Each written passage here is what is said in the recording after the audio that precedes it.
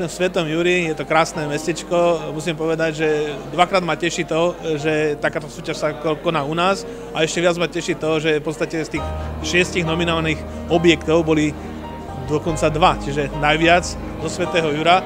A ja keďže bývam tuto priamo aj v tom historickom centre, tak ma to teší dvakrát.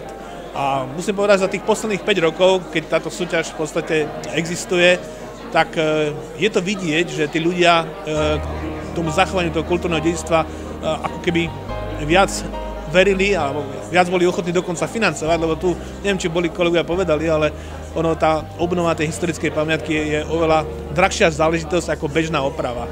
Hej, takže bývam tu, tak to poznám aj z osobných skúseností, takže veľká vďaka všetkým, ktorí sú ochotní svoje finančné prostriedky. A musím povedať, že aj niekedy čas, lebo s tým pamiatkovým ústavom niekedy je ťažký boj, aby to samozrejme človek zvládol aj finančne, ale aj v nejakých časových reláciách normálnych. Takže klobúk dolu pred všetkými, čo tu dneska vyhrali.